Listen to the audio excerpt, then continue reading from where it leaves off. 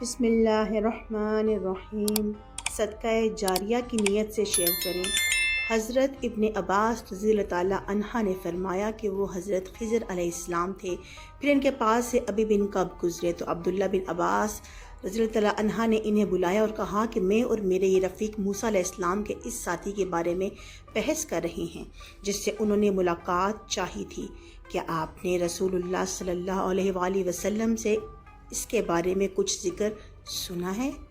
انہوں نے کہا، ہاں، میں نے رسول اللہ صلی اللہ تعالیٰ علیہ وآلہ وسلم کو یہ فرماتے ہوئے سنا ہے۔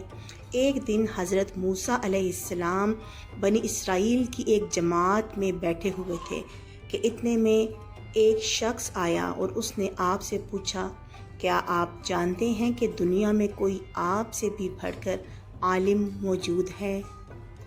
حضرت موسیٰ علیہ السلام نے فرمایا، نہیں۔ اس پر اللہ تعالیٰ نے حضرت موسیٰ علیہ السلام کے پاس وحی بھیجی کہ ہاں، ہمارا بندہ خضر ہے جس کا علم تم سے زیادہ ہے۔ حضرت موسیٰ علیہ السلام نے اللہ سے دریافت کیا کہ خضر علیہ السلام سے ملنے کی کیا صورت ہے؟ اللہ تعالیٰ نے ایک مچھلی کو ان سے ملاقات کی علامت قرار دیا اور ان سے کہا کہ مچھلی کو گم کر دو تو واپس لوٹ جاؤ، تب خضر سے تمہاری ملاقات ہو جائے گی۔ تب موسیٰ علیہ السلام چلے اور دریا میں مچھلی کی علامت تلاش کرتے رہے۔ اس وقت ان کے ساتھی نے کہا، جب ہم پتھر کے پاس تھے کیا آپ نے دیکھا تھا؟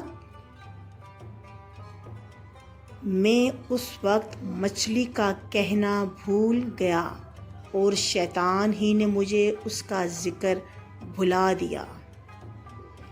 موسیٰ علیہ السلام نے کہا، اسی مقام کی ہمیں تلاش تھی۔ تب وہ اپنے نشانات قدم پر پچھلے پاؤں باتیں کرتے ہوئے لوٹے۔ وہاں انہوں نے حضرت خضر علیہ السلام کو پایا۔